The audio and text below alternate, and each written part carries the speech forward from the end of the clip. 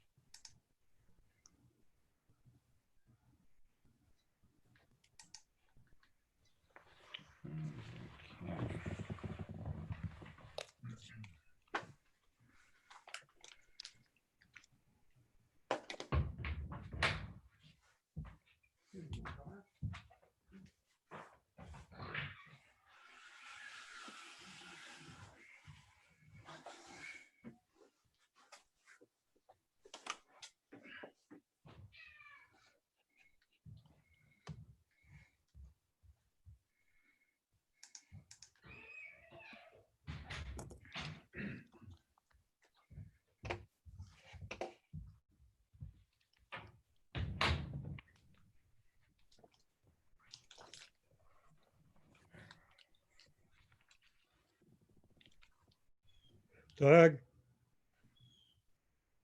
some years ago, I was on the exams committee of Presbytery, Yeah. and we examined a young woman who had graduated from divinity school at Duke. And she says her fellow students were giving her a hard time about Presbyterianism. And so she decided she needed to figure out why she was a Presbyterian. So she read all the Calvin's Institutes. She said, I know now why I'm Presbyterian. Good. Yeah, that sounds like a good idea. Yeah. Well, she would have read a lot more Calvin than many people will have read, I think. Oh, yeah. She was a very bright woman. And that's good. I think she learned a lot more about it. I read a lot of the Institutes a long time ago, but I have to admit it was a long time ago. It's hard to remember a lot about it. And you've been very helpful in refreshing my memory on it. Well, we used to use it in both theology classes at Union, and they would read about the whole thing. And I think they still read a fair amount, but it's surprising how few Presbyterian candidates have ever read it. And there really aren't that many. And so I'm the Presbyterian seminaries are doing a tough job with a lot of people, but one of the things they're not doing that frequently is reading institutes. So it's an interesting thing. Yeah, and I think it's amazing how what he did, so long ago, and how it stood the test of time, even though it wasn't perfect. Yeah, and he's lucky. He's in. Oh, I mean, lucky. But he's in a very good English translation too, and it's a nice edition. So it's comparatively accessible for a text like that. Yeah. Mm-hmm. Yeah. Well.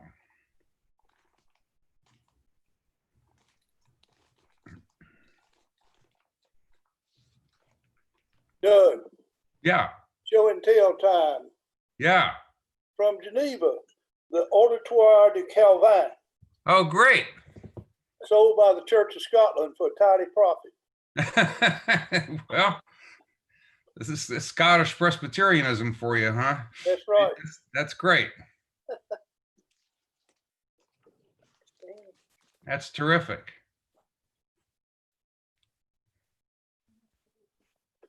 Well, I think John will start us up at a certain point here. Let's see. Oh, the Institute's very good. There we go, Mary. That's great. That's great. From my undergraduate years at a Methodist institution. There you go. That's great. If we're doing show and tell, Doug. Wow, look at that. That's pretty impressive. Yeah. That's from Geneva. Well, and anybody who has a bottle of scotch can bring it in because that's pretty patriotic when you're Presbyterian, I think. Okay.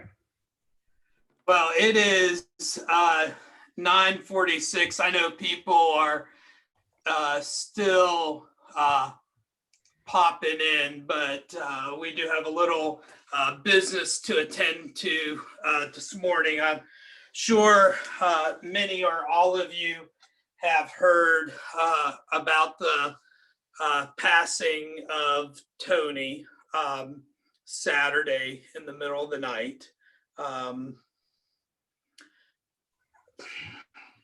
He was with two of his three sons. They are all three boys are in town with Susan out at the lake house. They are making funeral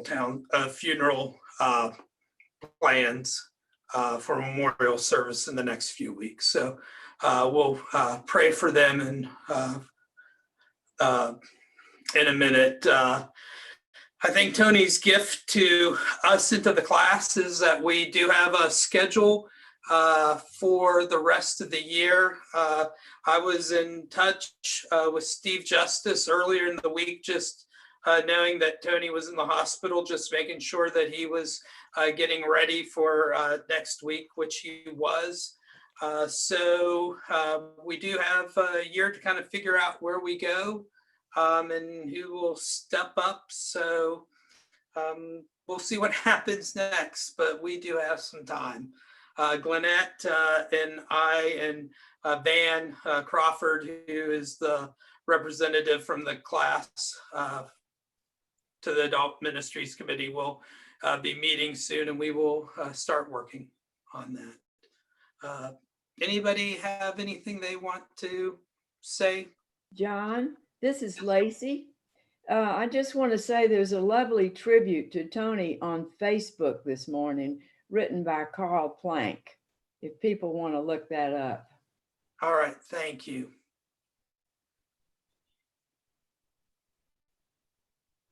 I'll see if I can find it, and we'll maybe post that for you all or send it to you in an email if people aren't on Facebook.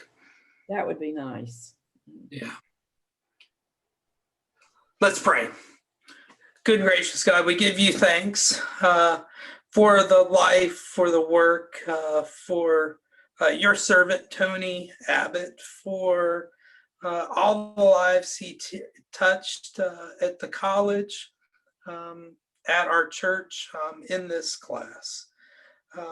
Lord, we pray that you will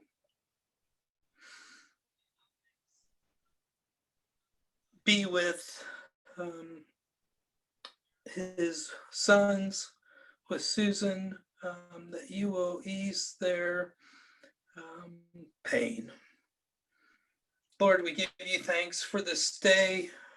We give you thanks for all the good memories that we have for Tony, for the many years that he put into this class to make it what it is.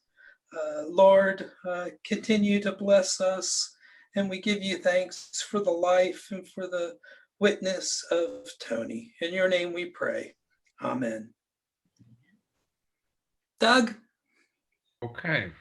Take it away. All right. Let me just, that is very, very sad news. I'm sorry to hear it. Tony Abbott is, he's, better than I have. He's organized this class for a long time. I'm not surprised there's a schedule for an entire year. He starts working on that, I would say, usually around February or March of the year before, sending out things and working out his schedule. He's been very diligent about that. We will miss him very, very much. Okay, so this morning, we're on the fourth of 4 sessions on Calvin's Institutes. This one is on Calvin's understanding of civil government and politics. We've had 3 others, one on creation, one on introduction, one on creation, one on redemption. Each one of these is a kind of relational exercise and reflection. That is, when he talks about creation, he wants to talk about God as creator and vice versa. When he talks about redemption, which also includes sin for him, you're going to talk about God as judge and God as redeemer in relationship to persons as sinners and as redeemed, and as creation as redeemed. And when you talk about civil government, what's going to make this a theological discussion for Calvin is that he's going to talk about civil government in relationship to his understanding of God and God's purposes. So if you're wondering what a theological account of civil government looks like, as opposed to some other accounts, and of course there are many, many accounts of civil government and politics that will be of importance, a theological one is one that tries to understand these things in relation to God, either explicitly or in a context where that is of fundamental importance. And so Calvin has that here in the Institutes.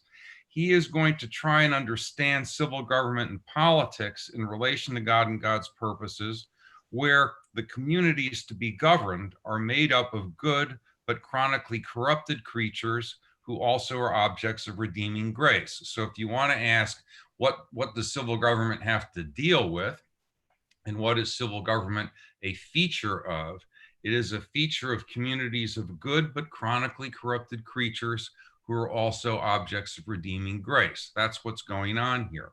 And all of those things need to be kept in mind. That is, the civil government needs to support and provide a context for good creatures who have moral sensibilities. It needs to provide a context within which certain corrupting tendencies are mitigated, at least on the parts of human beings.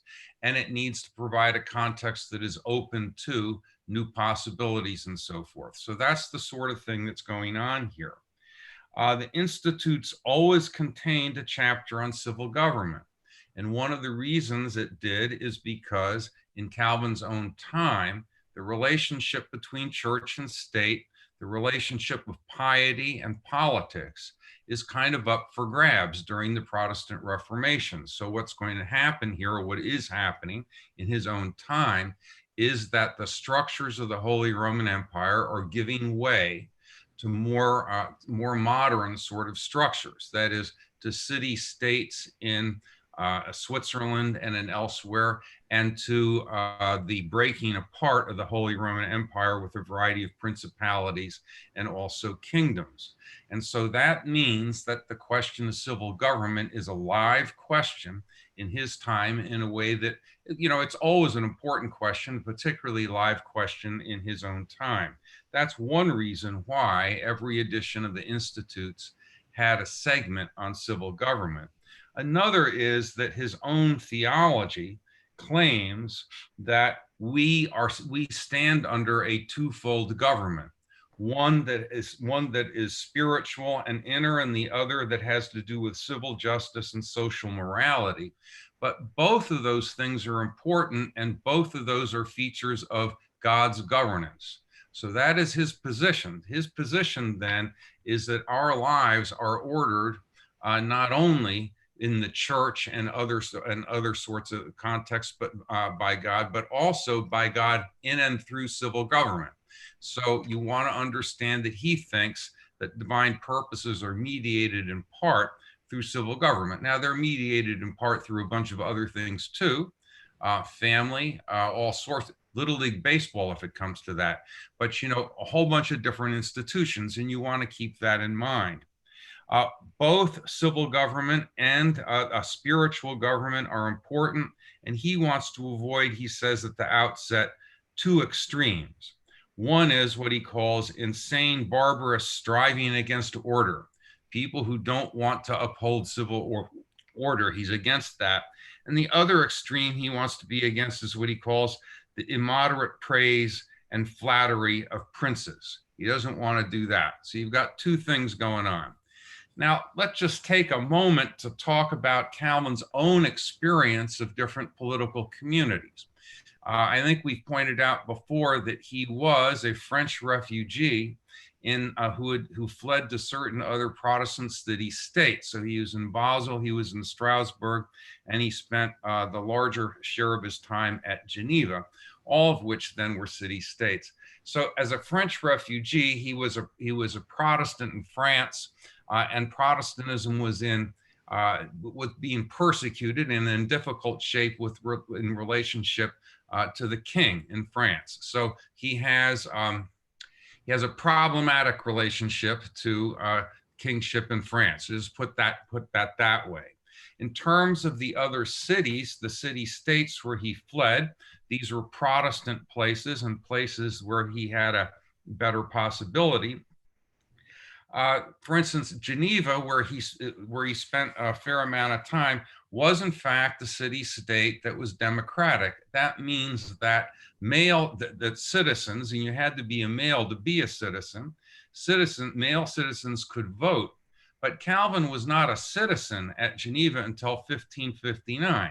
He was a French refugee in what was historically a German-speaking city, though it contained more and more French as he went along.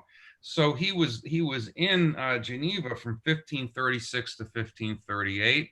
Then he was expelled in a controversy over the Eucharist and who could go to church when, and whether or not you had to achieve a certain acknowledged righteousness to be in church, and disagreements with some other places. And then he was invited back in 1541.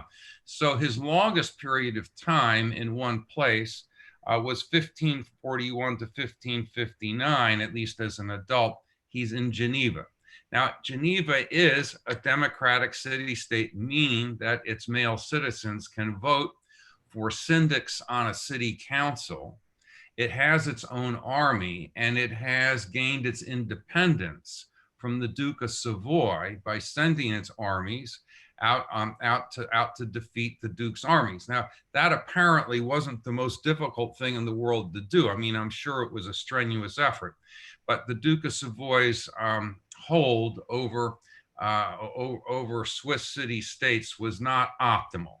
And the Swiss city-states are in a difficult terrain, a difficult thing to deal with. In any case, Calvin spends most of his time at Geneva as a French-speaking refugee, at least originally French-speaking, and as someone who is not a citizen. He was granted citizenship ceremonially in 1559 when the College of Geneva opened, and he was a sort of big success at that point. And he dies in 1564. So he was a citizen who could vote in Geneva for 5 years tops. That's it. But he was in that kind of environment. And that's a different environment than, say, the environment for Martin Luther earlier on.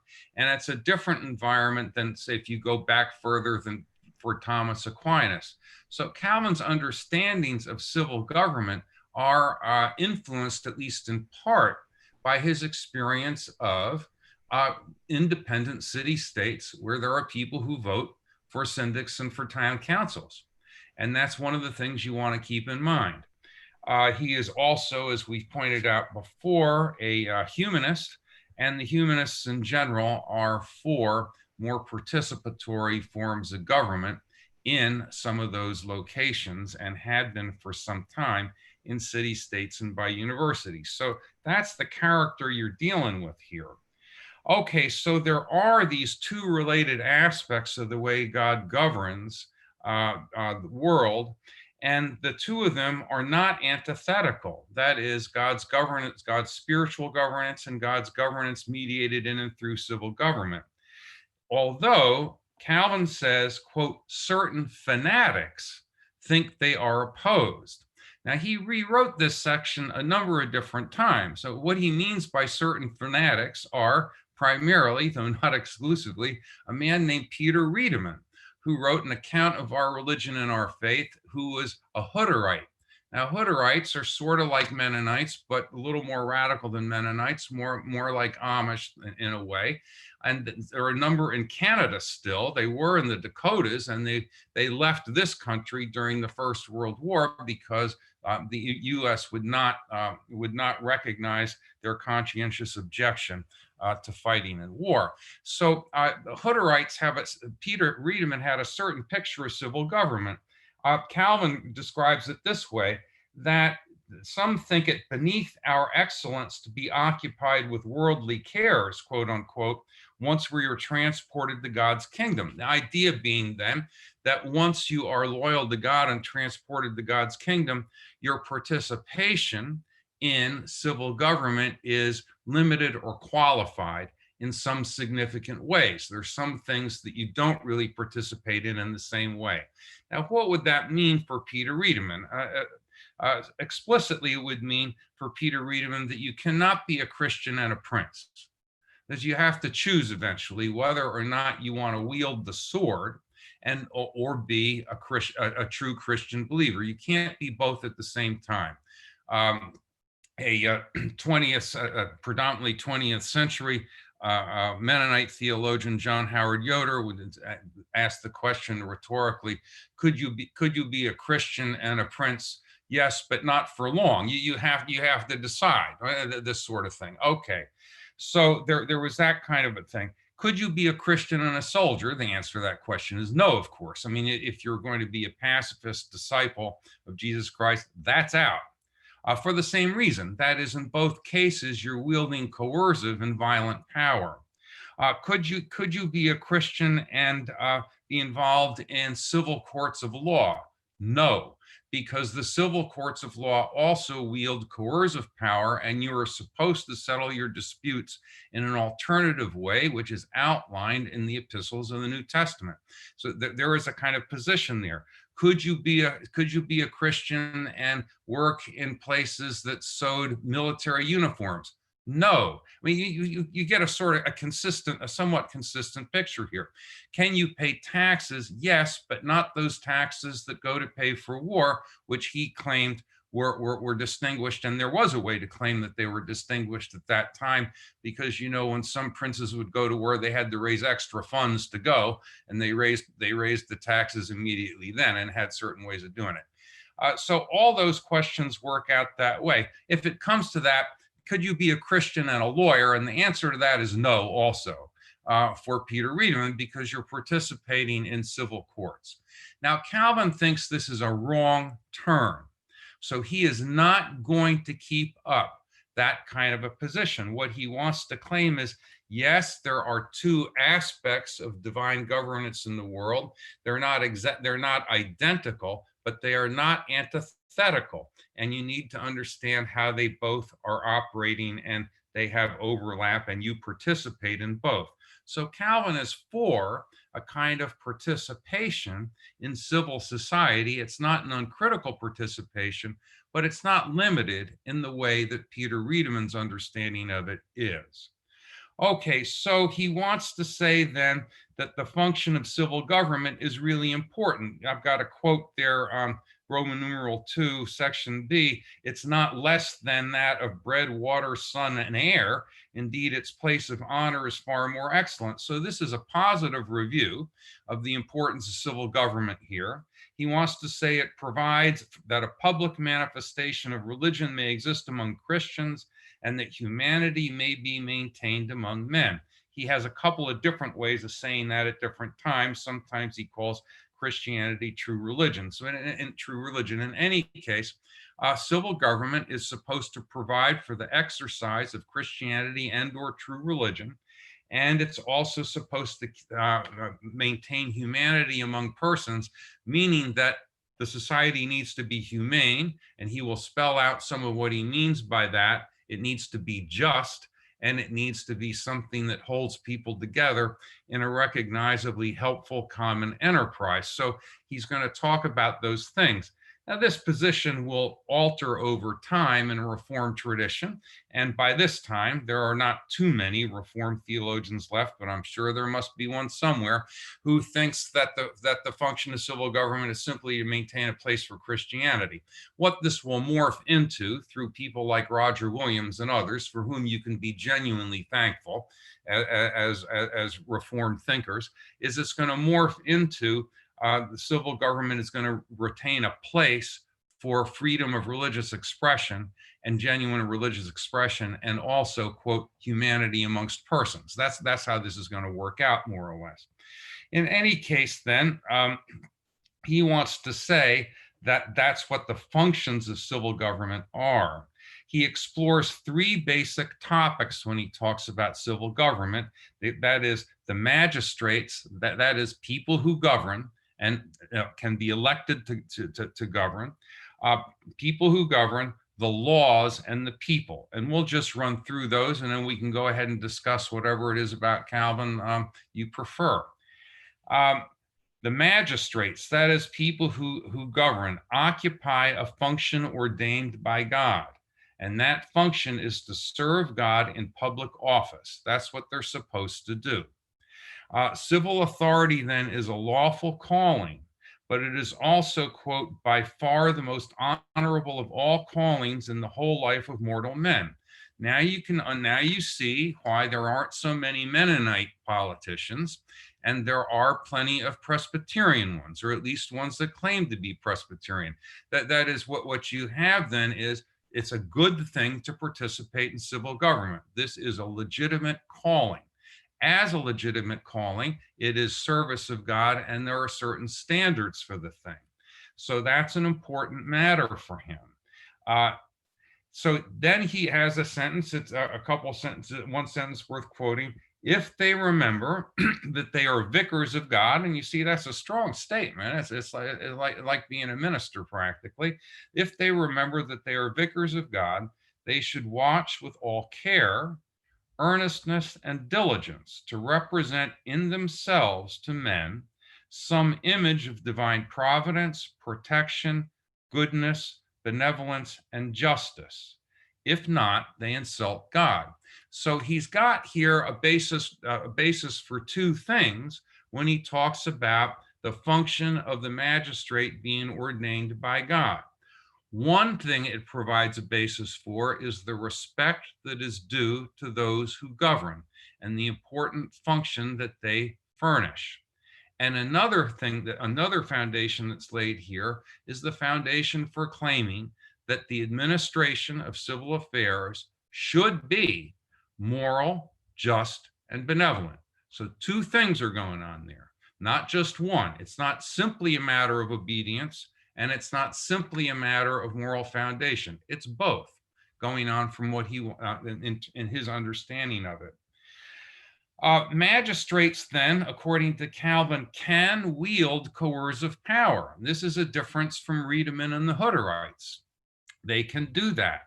They can wield coercive power to restrain violence and evildoers. That's a police function, and also has to do with the courts. They can wage lawful wars when they are driven by extreme necessity to defend their subjects. So they can raise militaries and they can fight wars, though that is supposed to be limited by, quote, extreme necessity, which later on will be said in just war theory means last resort. That is, you need to try a variety of other things first. You know, that's interesting stuff with just war theory, because if you recall, when the George W. Bush administration decided to go to war with Iraq, one big question was whether or not Iraq was an imminent threat and had assembled, quote, weapons of mass destruction in such a way that they were an immediate threat to us and to other things. That was a big discussion within the Bush administration. I think it's pretty much understood now that there was not an imminent threat in those terms, and that, you know, the Secretary of State then, Colin Powell, may not have been given complete information. In any case, let's not worry about that. The discussion was over whether or not it was an imminent threat, and that's a just war theory criterion. Another discussion is whether you try other things first, that is last resort. So these categories are still present in contemporary discourse with respect to going to war, but you see them here.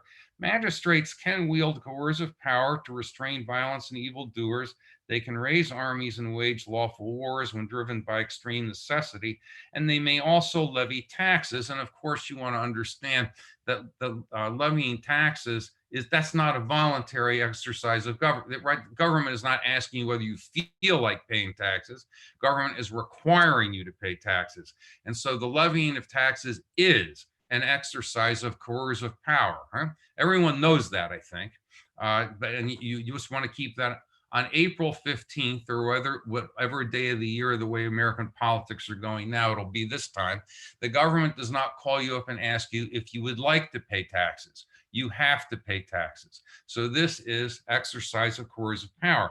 Now, for Calvin, all of these exercises are okay for magistrates. Next, he wants to say, with respect to people in power and the way they are organized, there are diverse forms of government. He knows there's more than one.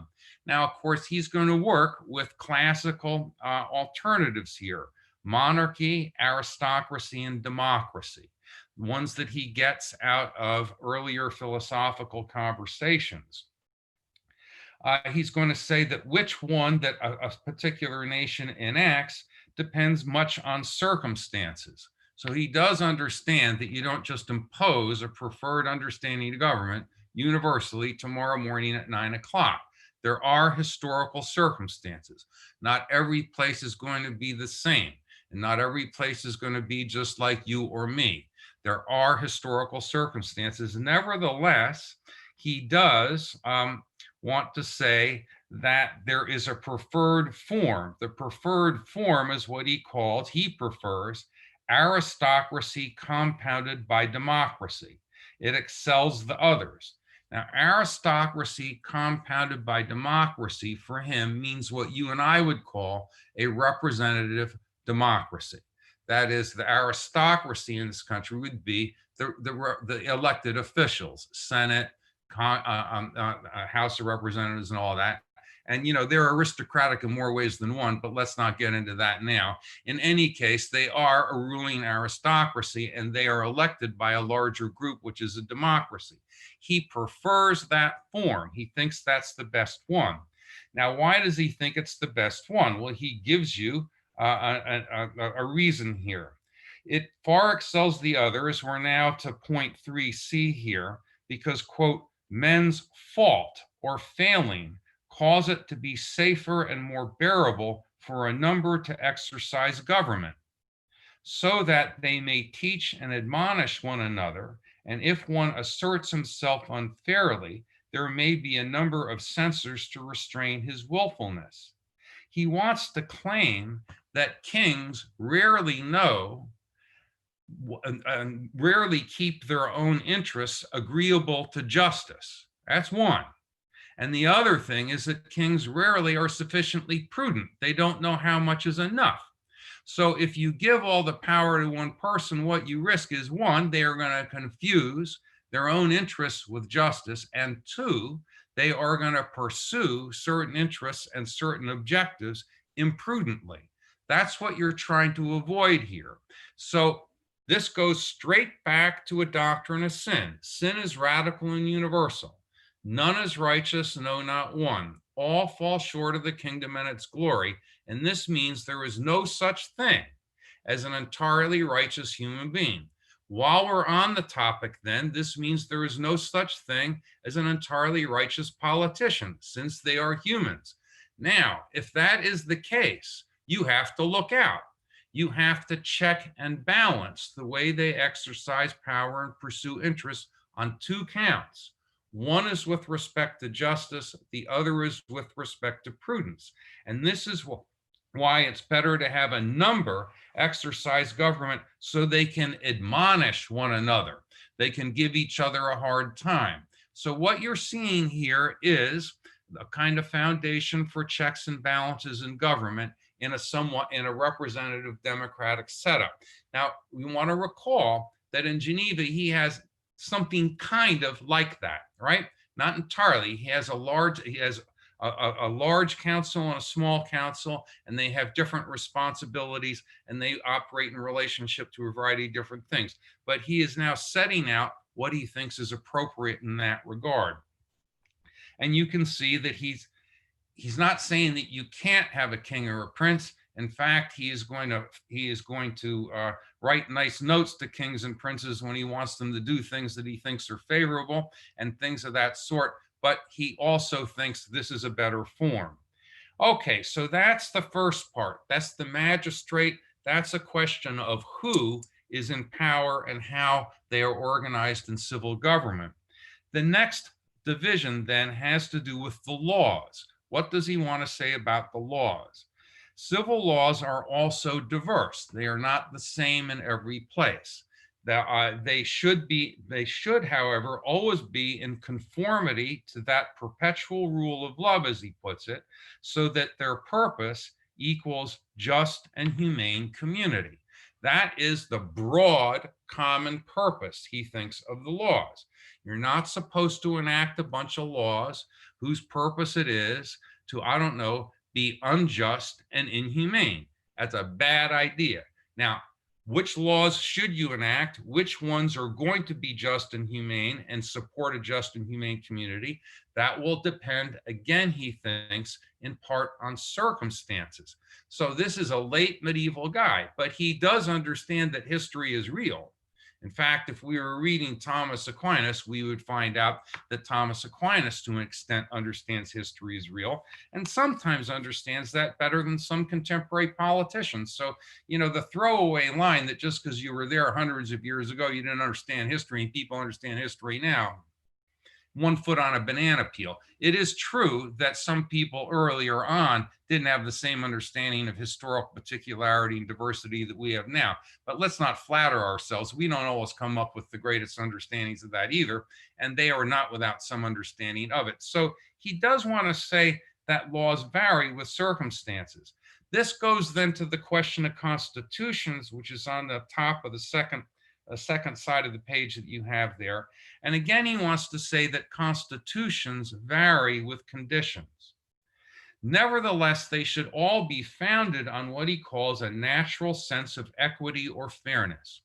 Calvin thinks that it is a sense of fairness is generally distributed. I think we talked about this last time a little bit.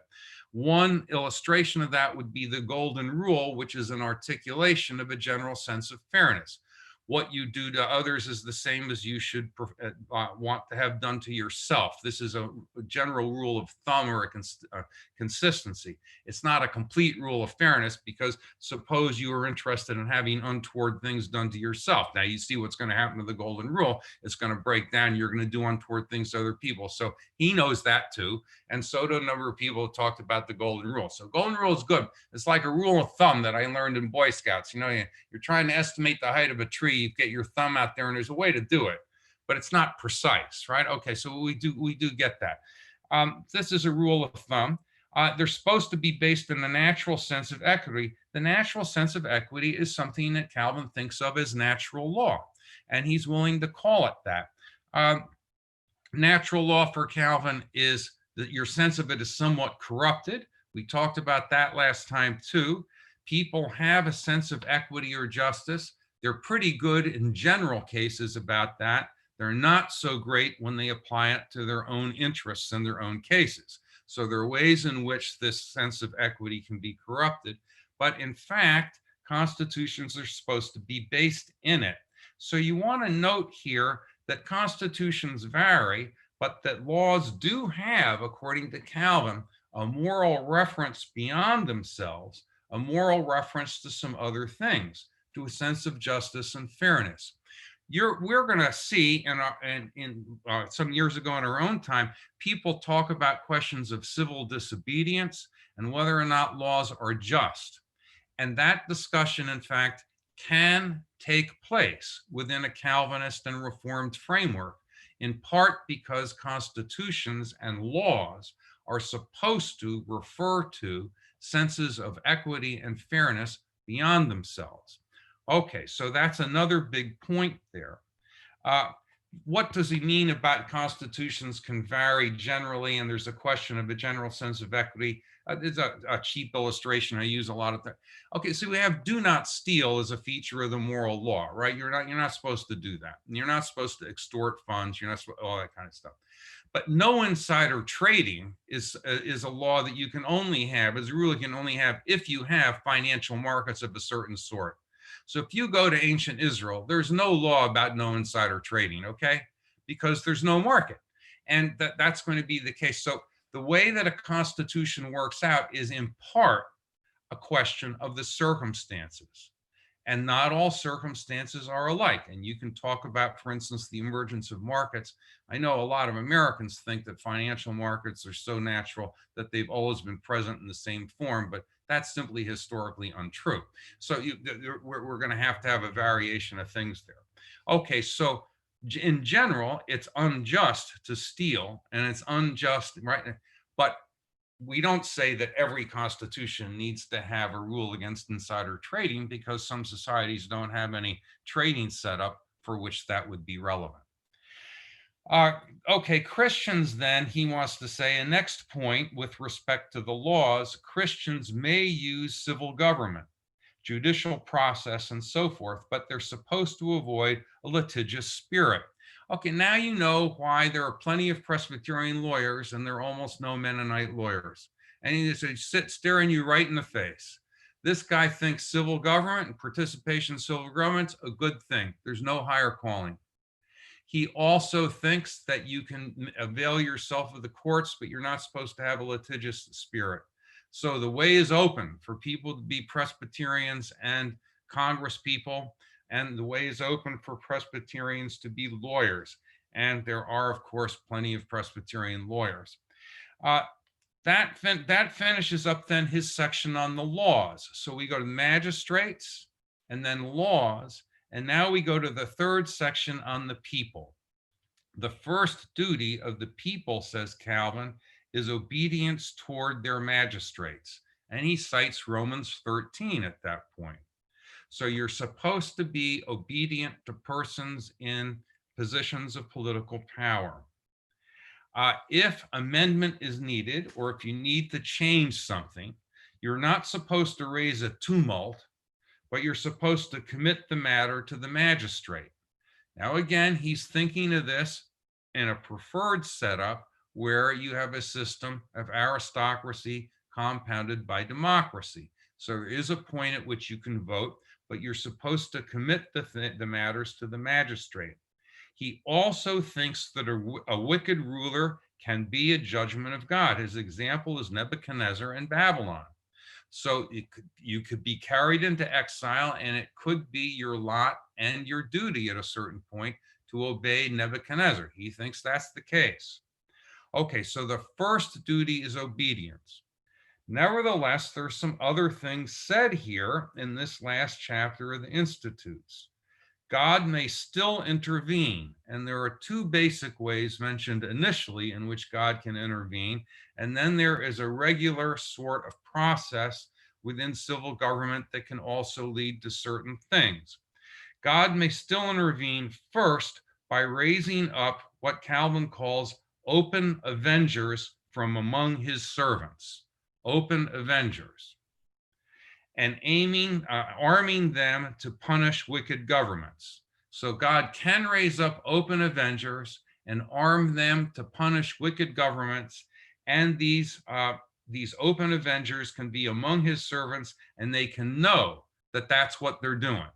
Their aim is to avenge, and their aim is to stand over against certain governments.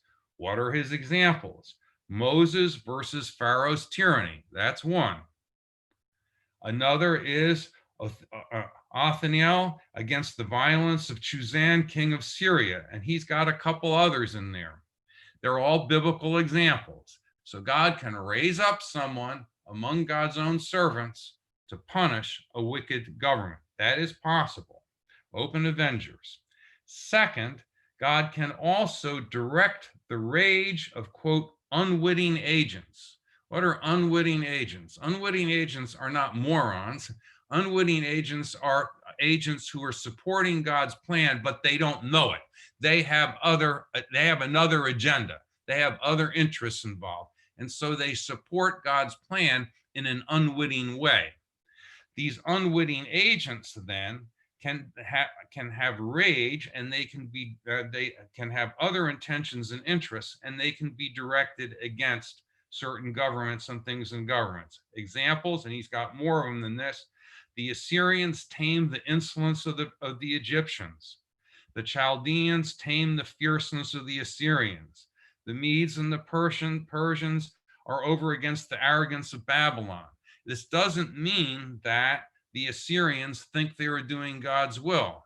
They can be, in that sense, unwitting agents. Now, look what happens here, because Assyrian generals and military people are very accomplished, especially compared to a bunch of Israelites, if you want to know the truth. But okay, so unwitting agent doesn't mean stupid. It means you're pursuing ends and unwittingly serving the ends of God. That's what it means there. Okay, so also with the Medes and the Persians. So that's two things. God can raise up open avengers, and God can direct the rage of unwitting agents. And then we have a sentence, but however these deeds of men are judged in themselves, still the Lord accomplished his work through them alike, when he broke the bloody scepters of arrogant kings, and when he overturned intolerable governments. In both these ways, God is working to do that. And then we have a sentence, let the princes hear and be afraid. In the Latin, audientem principes et terrantur, they should be terrified. Now, this is what he means by not flattering princes and kings. And here we are. So it turns out that if you have an office in God's governance of the world, you're also responsible in that office. And, things can be up. So those are two things there, and he wants to say that. Now, next, he has a couple of paragraphs on the duty of magistrates of the people. Magistrates of the people, in fact, have a civil office to protect the people under their rulership. And you will notice there are a lot of different magistrates in different levels, and then there are princes and kings. Magistrates of the people are, in fact, can legitimately restrain the willfulness of kings and others. That is, the king can want to do something that the magistrate decides is not for the good of the people under, in this case, his rulership, and the magistrate can resist. So that is a possible thing here in Calvin's political theory. I'm not sure we do have some recent illustrations that are at least border upon this. You will recall a few months ago that the president, and one hopes that he's doing well, and prays for him to do well. The president wanted to run a convention in Charlotte and wanted to have no rules of social distancing. And the governor, who would be a magistrate lower than the president, said, well, we can negotiate that if you want to, and you can talk to a group of people about that in Charlotte. But he didn't simply say, well, you outrank me, therefore it's okay. And at that point, the governor, whom I don't know tons about, it seems like a reasonably good governor to me, actually, but in any case, is acting strictly in accordance with what you're seeing here. A magistrate's first responsibility is to serve the good of the people under his or her purview as he understands that good, and can resist the preferences of someone higher up, etc., under those circumstances. So that's the kind of thing you see there. That's not a complete example because it's not really a completely government example. So now we've got three ways in which, right, the will of rulers can be challenged. Open avengers, unwitting agents, and magistrates or people who have a responsibility within the polity of a government that's lower than some other responsibilities and can resist. Then he has a general rule about this. The general rule is that obedience to people must not become disobedience to God. Quote, if they command anything against him, let it go unesteemed. Now, if you think about that, that's the same thing as saying that you're not going to pay any attention to certain things that a ruler might command. This clearly has to do with a number of religious practices, but it may have to do with more than that, and his text is not entirely clear on this point. You can also see his interpretation of the fifth commandment, right, which is honor father and mother. What you need to know about the fifth commandment is that in a lot of classical theology, that commandment is taken to refer to your responsibilities to all persons in positions of authority, not just your parents. Right? So you got to quit thinking like 21st century Americans here. You hear father and mother, you think it's two people on a cul-de-sac somewhere, and that's all that's going on. No. Father and mother represent authority, and authority is distributed throughout a social system. That's what he means, okay? In fact, the overwhelming majority, most of Western history is on his side this way, not on ours, right? And most of Western history is not working with a nuclear family on a cul-de-sac, and that's all that family means. But in any case, so here, when he talks about the fifth commandment, he says this, hence, if they spur us to transgress the law, we have a perfect right to regard them not as parents, but as strangers who are trying to lead us away from obedience to our true Father. Next sentence, so should we act toward princes, lords, and every kind of superiors, end quote. You only got to say that once in something like the Institutes in order to, what do we want to say, precipitate a conversation about the limits of your obedience to authority. And you've got some other things in this last chapter of the Institute. So one of the big questions in Reformed theology land is the relationship between your participation in political community, your duties to obedience, and the possibilities of disobedience, and perhaps even the possibilities of revolution. Now, Calvin himself does not appear to have been a big booster of revolution, though you do want to keep in mind that he's in Geneva, and he knows how Geneva got to be a city-state. It didn't get to be a city-state by just requesting that it become independent and having the Duke of Savoy say, oh, that's fine, why don't you go ahead and do that? So he knows that. He also has people in his seminars at Geneva, some Puritans and others, including John Knox, right?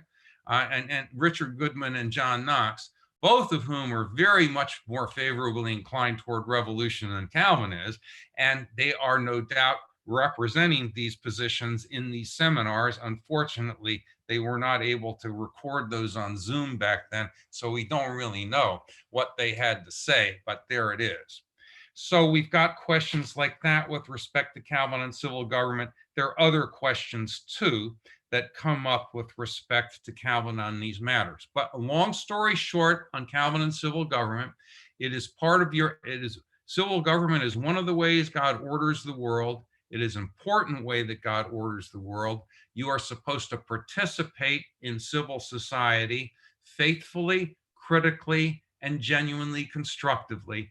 And when you do, you want to keep in mind the people in power and the way that should be organized, the laws and what they ought to be based in, and then also the responsibilities of the people. And then there are these questions that come up in each instance. When you talk about the people in power, what's the optimal way for them to be organized and why?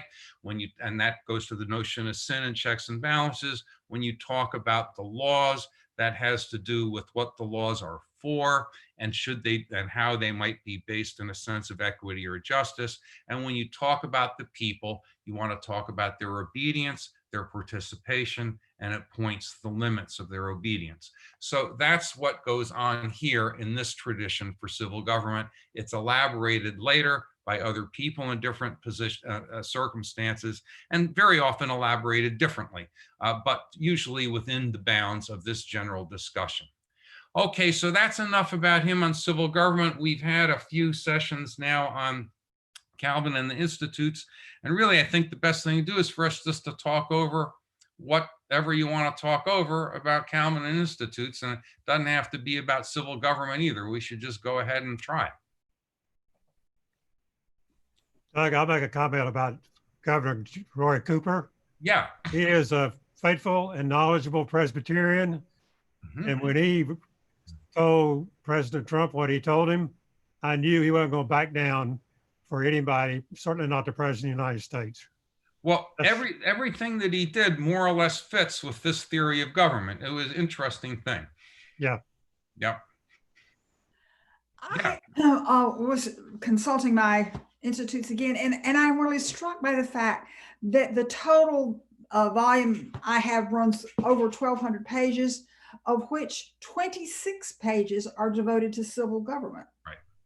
Which I find really kind of fascinating. It's easy, and this discussion has been very helpful because I find the text somewhat dense, and he has much less, although he always has it in evidently all the editions. I only have one, obviously, but he doesn't really have as explicit details and examples. Well, he does have examples, but it was just interesting to me how short this area was. Yeah, he could have more, right? I mean, and particularly if he was a theological ethicist and writing especially about these things, he would have more, I think, Mary. I mean, although and there's some people at the time, medieval Catholics and others, who were going to say some other things. But when he talks about this stuff, you can at least distinguish his position from some other ones. He doesn't think that he doesn't think that the sort of civil government you have is necessarily simply natural. There are different forms, and you can raise questions about them. He also has his kind of preference on the basis of the notion of sin and other things. And he also thinks that people are good creatures. They have some access to a notion of justice and so forth and things like that. I think maybe the thing to keep in mind is that the institutes at large cover a lot of territory, but they're not fundamentally a text in social ethics. They're really more like a kind of systematic theology almost. And this always gets place in it.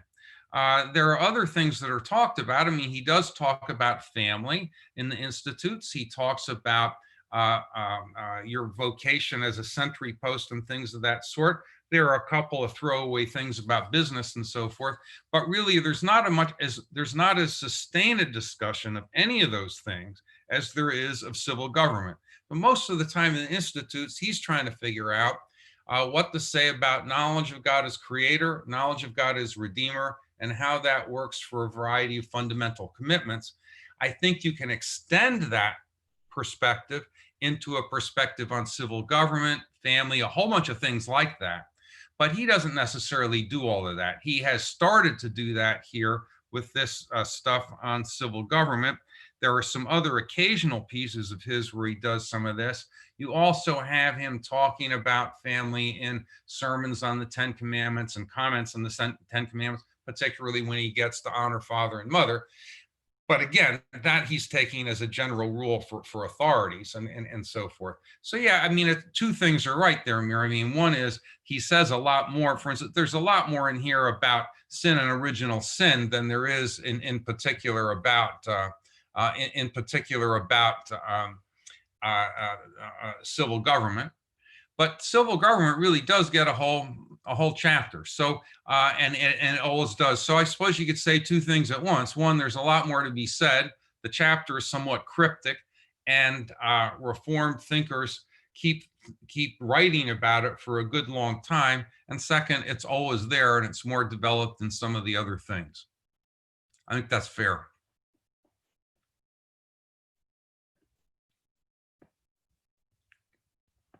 Anything at all you want to talk about with Calvin's fine by me. I mean, I don't necessarily know that much about it, but and also the theological position, which is kind of fun.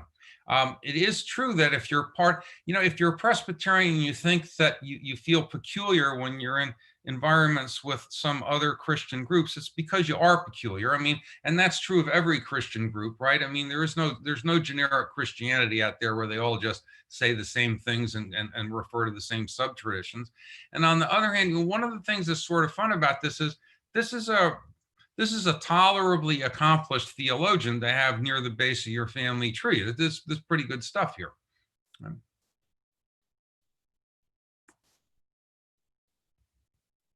How are we doing? Let me make a couple of other remarks then. I mean, in terms of just some current circumstances. We talked about this earlier. It has to do with the notion of being a good creature under certain circumstances with distinctive capabilities. and what your possibilities and your limits are.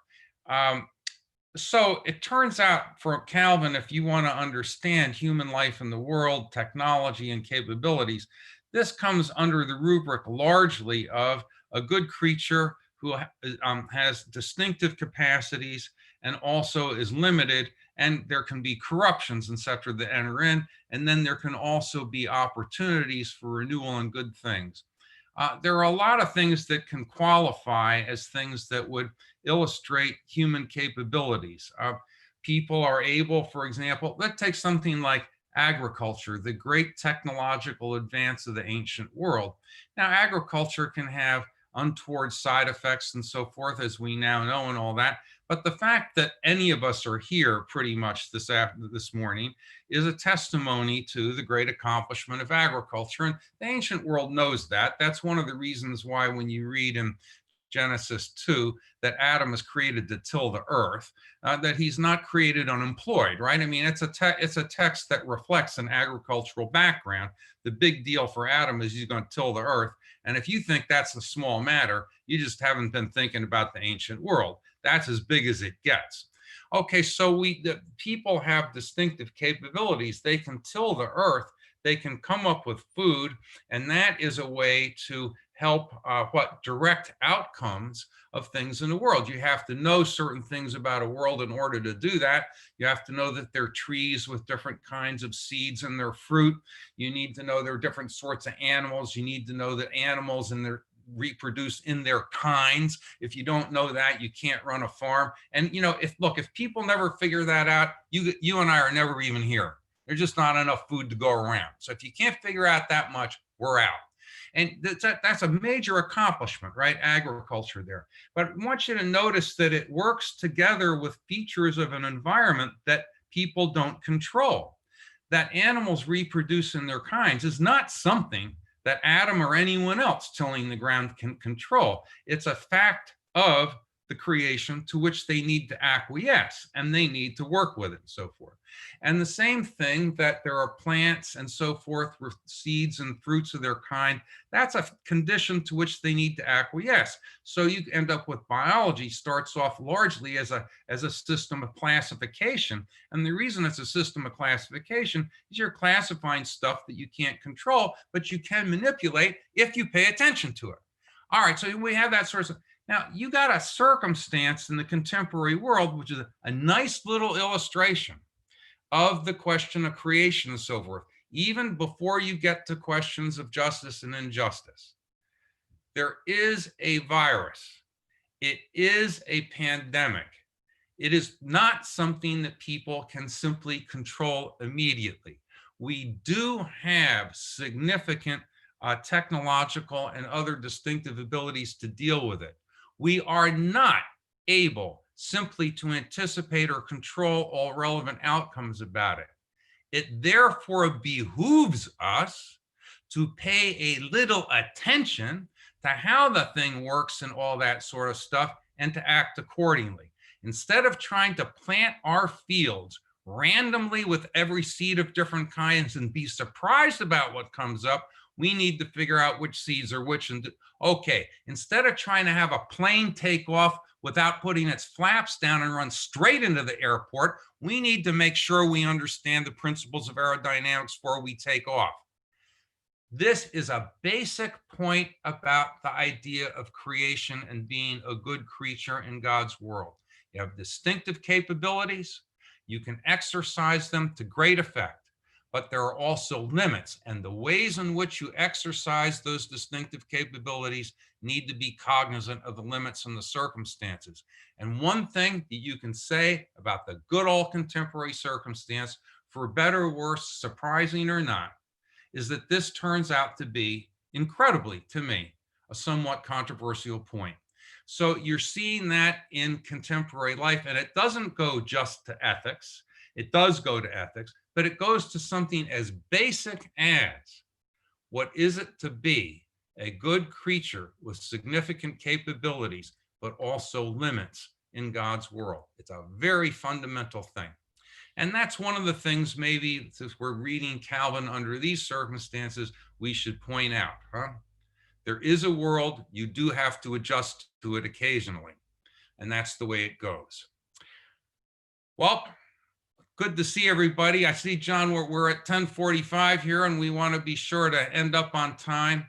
I know this is a sad day that we find out about Tony's dying. What a great man. And I've been real lucky in my career to be in a bunch of places where they have people at churches who work pretty hard on the Christian education programs. And John, you are one of those, and we appreciate that very much. And Tony Abbott's one of those too. The work of churches and Christian education and theology doesn't really go anywhere unless people work pretty hard at those sorts of programs in ways that are going to vary with historical circumstances, but need time and attention. And Tony Abbott certainly, among other things, and there's so many other great things about him, was someone who did a great job of that. And we can all be, I think, very, very thankful for that. That's a remarkable legacy for the church. And of course, he leaves remarkable legacies to many other institutions and to many other people. Good to see all of you, and we will be in touch again. Yeah, John. One thing, Doug, thank you so much for the last 4 weeks. Sure. We really appreciate your attention and your scholarship. So thank you. You did see me step out for a minute. I had called Rabbi Theed this morning to tell her, and she called me back. She is incredibly sad, but wanted me to pass on her love and her best wishes to you all, and how much she is looking forward to being with the class in the spring. And she got me a little teary when we were speaking. So I'm getting a little teary again. So I sent when you check your email, the lovely tribute that was written by Carl Plank from the college about Tony. I went ahead and sent that. Glenette forwarded it to me. It is a lovely tribute. There'll be a communication from the church once we have some details about Tony's memorial service. I would imagine it would be live streamed. Once we get all that worked out, I will make sure to at least communicate something to the class. Once I know something, make sure to keep you in the loop. So thank you so much, Doug. Thank you. We'll be back next week with Steve Justice for 4 weeks. You'll have a good week. Bye-bye. Okay. Thank you, Doug. Bye-bye. Thank you, Doug. Thank you.